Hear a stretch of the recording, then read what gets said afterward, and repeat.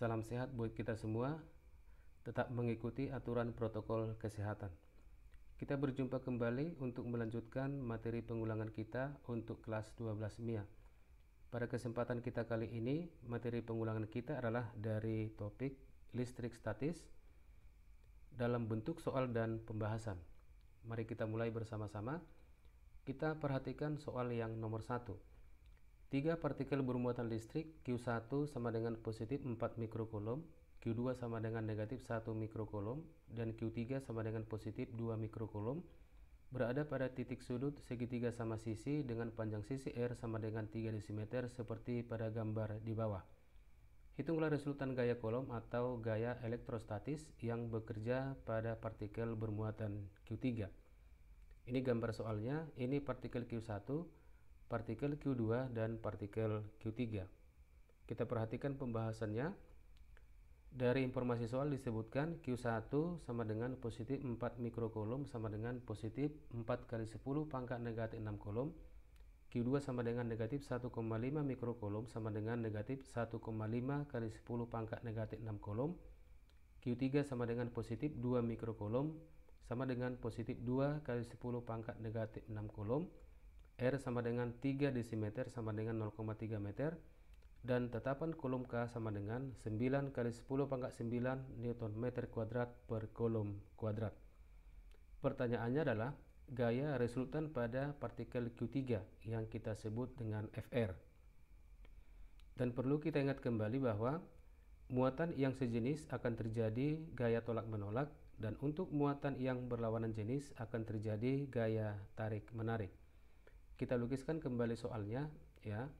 Nah, ini merupakan sebuah segitiga sama sisi, maka setiap sudutnya ini adalah besarnya 60 derajat.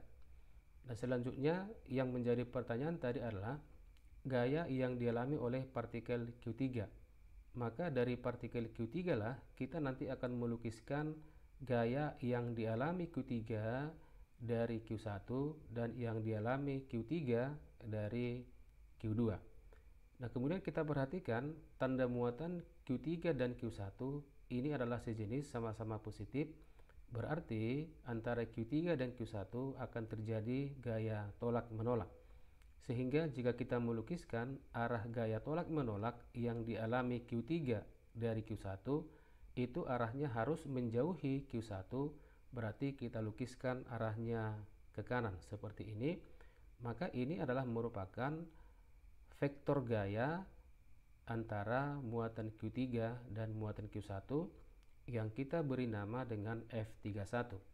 Selanjutnya untuk Q3 dan Q2 ini berlawanan jenis, berarti antara Q3 dan Q2 terjadi gaya tarik menarik, sehingga kita akan melukiskan arah gaya tarik menarik antara muatan Q3 dan muatan Q2 itu arahnya harus mendekati muatan Q2, arahnya seperti ini, dan ini adalah merupakan vektor gaya yang dialami oleh Q3 dari Q2 dan kita sebut sebagai F32.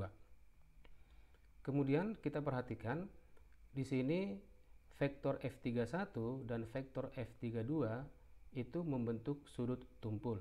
Sekiranya nanti kita perhatikan sudutnya adalah berbentuk sudut lancip, maka untuk melukiskan arah resultan gaya yang dialaminya itu akan sama saja, yaitu kita pergunakan aturan atau metode jajaran genjang. Dengan cara kita akan memproyeksikan gaya F31 dan gaya F32. Caranya adalah seperti ini. Kita pindahkan F32 ke kanan dengan syarat pangkal F32 ini harus tepat berada di ujung F31, dan ketika kita memproyeksikan itu arahnya harus sama dan panjangnya harus sama dengan vektor yang semula. Demikian juga dengan F31 kita akan proyeksikan seperti ini, panjangnya harus sama dan arahnya juga harus sama. Lalu bagaimana kita akan melukiskan vektor resultannya? Caranya adalah kita tarik garis dari pangkal kedua vektor di sini tadi menuju ujung kedua vektor proyeksi ya. Maka hasilnya adalah seperti ini, dan ini kita sebut sebagai FR. Dan sudut yang dibentuk oleh F31 dan F32 ini besarnya sama dengan 120 derajat. Kemudian kita akan menentukan besarnya gaya antara partikel Q3 dan partikel Q1 yang kita sebut dengan F31 sama dengan K Q3 dikali Q1 dibagikan dengan R kuadrat. Dan perlu kita ingat bahwa tanda muatan itu tidak diikutkan dalam perhitungan karena ini adalah merupakan besaran vektor, sehingga tanda muatan itu kita perhitungkan untuk menentukan arah daripada gayanya. Maka F31 kalau kita memasukkan harga-harga yang sudah diketahui tadi, maka besarnya akan sama dengan 0,8 Newton. Dengan cara yang sama kita akan menentukan gaya antara Q3 dan Q2. Berarti kita cari F32 sama dengan K kali Q3 kali Q2 dibagikan dengan R kuadrat. Kita masukkan harga-harganya, maka nilainya sama dengan 0,2 Newton. Untuk mencari resultan dua buah vektor dengan aturan kosinus adalah Fr atau resultan akan sama dengan akar dari F31 kuadrat tambah F32 kuadrat tambah 2 kali F31 kali F32 dikalikan dengan kosinus 120 derajat. Kita ingat nilai kosinus 120 derajat itu akan sama dengan negatif setengah, dan kita masukkan harga-harga F31 dan F32 ke persamaan ini, maka kita akan memperoleh nilai gaya resultan itu akan sama dengan 0,8 akar 13 Newton. Selanjutnya kita perhatikan soal yang nomor 2. Sebuah titik P berada segaris di sebelah kanan dua muatan sumber A dan B. Jarak titik P dari muatan sumber A, di mana muatan A 72 mC adalah 6 cm, dan dari muatan sumber B, di mana QB sama dengan 16 mC adalah 4 cm. Tentukanlah besar dan arah medan listrik di titik P. Kita perhatikan pembahasannya. Dari soal disebutkan bahwa muatan sumber A itu besarnya 72 mC sama dengan 72 kali 10 pangkat negatif 3 coulomb. Muatan sumber B, QB sama dengan 16 mC sama dengan 16 kali 10 pangkat negatif 3 coulomb. RPA, jarak titik P dari muatan sumber A 6 cm atau 6 kali 10 pangkat negatif 2 meter. RPB sama dengan 4 cm sama dengan 4 kali 10 pangkat negatif 2 meter. Tetapan kolom K 9 kali 10 pangkat 9 Newton meter kuadrat per kolom kuadrat. Pertanyaannya adalah nilai EP atau medan listrik di titik P dan arah medan listrik di titik P. Nah, ini gambar soalnya. Ini titik P, ini adalah muatan sumber B, ini muatan sumber A, jaraknya ini sudah jelas. Titik P dari muatan sumber A 4 cm, titik P dari muatan sumber A itu sejauh 6 cm. Dan kita ingat kembali bahwa arah medan listrik itu selalu mendekati muatan negatif dan menjauhi muatan yang positif. Kita gambarkan kembali soalnya. Ini titik P. Maka di titik P kita akan melukiskan vektor medan listrik yang dialami dari muatan sumber B dan dari muatan sumber A. Nah, ini akan menjadi EPA. Kenapa ini ke kiri? Karena dia harus mendekati muatan sumber yang negatif. Kemudian oleh muatan sumber B dia akan menjauhi seperti ini, maka ini akan sama dengan EPB. Kuat medan listrik pada suatu titik dirumuskan dengan E sama dengan KQ per R kuadrat. Maka nilai EPB akan kita peroleh, kita masukkan harga-harganya semua, maka kita akan mendapatkan nilai EPB sama dengan 9 kali 10 pangkat 10 Newton per coulomb. Kemudian untuk medan listrik di titik P oleh muatan sumber A sama dengan KQA dibagi RPA kuadrat. Kita masukkan semua harganya, maka nilainya sama dengan 18 kali 10 pangkat 10 Newton per coulomb. Kemudian untuk menentukan resultan dua vektor yang segaris dan berlawanan arah, ya, kita lukiskan titik P-nya. Ini titik P-nya tadi, kemudian EPA-nya ini, kemudian ini EPB-nya, dan kita perhatikan kita sudah memperoleh tadi EPA dan EPB. Ternyata EPA itu lebih besar daripada EPB. maka resultan medan listrik di titik P oleh kedua medan listrik ini kita akan cari dengan pengurangan atau selisih yang lebih besar dengan selisih yang lebih kecil. Maka EP akan sama dengan EPA dikurang dengan EPB. Maka hasilnya akan sama dengan 9 kali 10 pangkat 10 Newton per Coulomb. Kemudian arah, ya. Untuk arahnya adalah arah EP searah dengan kuat medan listrik yang lebih besar. Maka arah EP adalah ke kiri, ya. Ingat, apabila ada dua vektor yang berlawanan arah, maka resultannya harus mengikuti vektor yang nilainya lebih besar. Kita masuk soal yang nomor 3. 3 buah muatan listrik ditempatkan di sekitar titik P seperti diperlihatkan gambar di bawah ini. Ini gambarnya, ini adalah titik P, ada 3 muatan, Q1, Q2, dan Q3. Ya, jarak Q1 terhadap titik P 5 cm, jarak muatan Q2 dari titik P 3 cm, dan jarak muatan Q3 dari titik P 5 cm. Jika tetapan K sama dengan 9 kali 10 pangkat 9 Newton meter kuadrat per Coulomb kuadrat, Q1 sama dengan 0,1 mikrocoulomb, Q2 sama dengan 0,3 mikrocoulomb, dan Q3 sama dengan negatif 0,5 mikrocoulomb, tentukanlah besar potensial listrik pada titik P.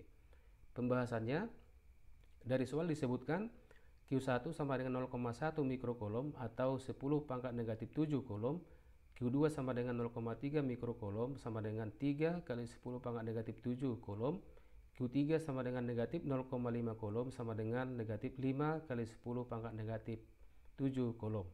R1 yang ini sama dengan R3 yang ini sama dengan 5 cm, 5 kali 10 pangkat negatif 2 meter, dan R2 itu sama dengan 3 cm atau sama dengan 3 kali 10 pangkat negatif 2 meter. Karena potensial listrik merupakan besaran skalar, maka yang pertama, tanda muatan diikutkan dalam perhitungan. Yang kedua, potensial listrik pada suatu titik sama dengan penjumlahan keseluruhan potensial listrik yang dihasilkan masing-masing muatan. Potensial listrik pada suatu titik adalah V sama dengan KQ per R. Maka potensial listrik di titik P itu dihasilkan oleh potensial listrik akibat Q1, akibat Q2, dan akibat Q3. Maka persamaannya akan sama dengan V di titik P sama dengan KQ1 per R1 tambah KQ2 per R2 tambah KQ3 per R3. Kemudian kita keluarkan nilai K-nya, ya, kita masukkan harga-harganya, maka kita akan memperoleh potensial listrik pada titik P itu akan sama dengan 18.000 volt atau sama dengan 18 kilovolt. Kita lanjutkan soal yang nomor terakhir, soal nomor 4. 2 buah plat sejajar diberi beda potensial antar plat sebesar 150 volt seperti gambar di bawah ini. Ini gambarnya.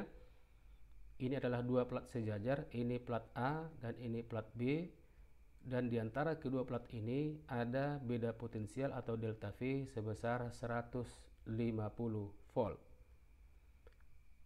Sebuah proton awalnya diam di keping A di sini. Jika di antara kedua plat hampa udara, hitung kecepatan proton sesaat menyentuh keping B yang ini. Diketahui massa proton M sama dengan 1,6 kali 10 pangkat negatif 7 kg dan muatan proton Q sama dengan 1,6 kali 10 pangkat negatif 19 coulomb. Kita perhatikan pembahasannya.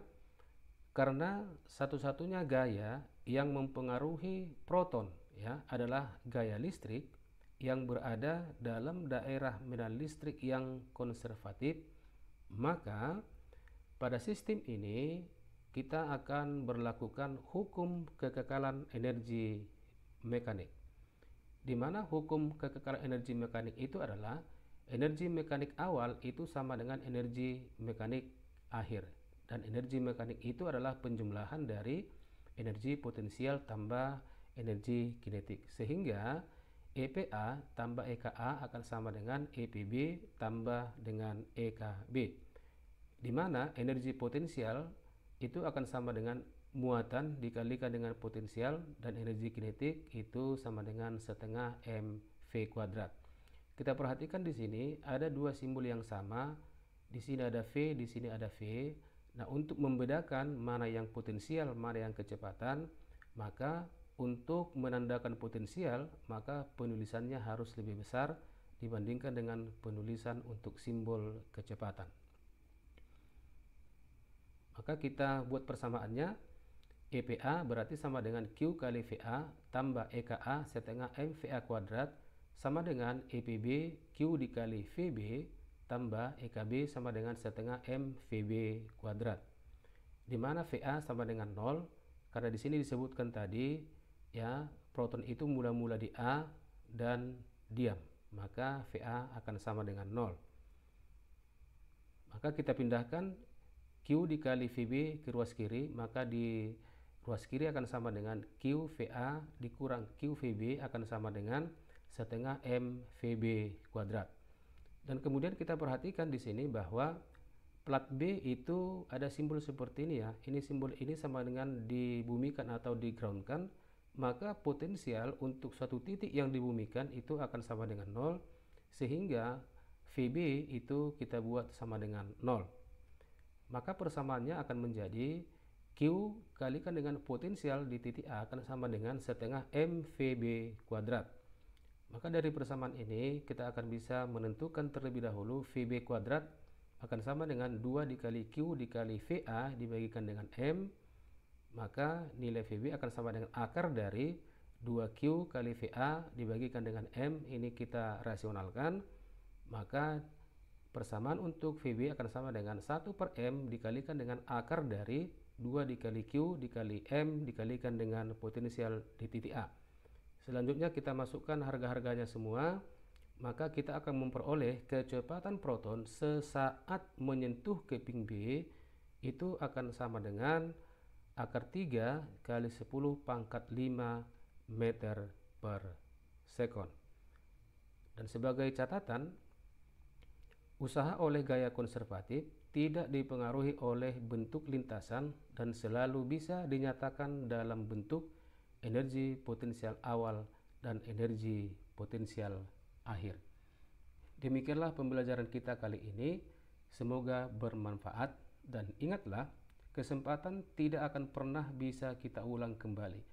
Oleh sebab itu, jangan pernah sia-siakan kesempatanmu untuk tetap belajar. Tetap semangat.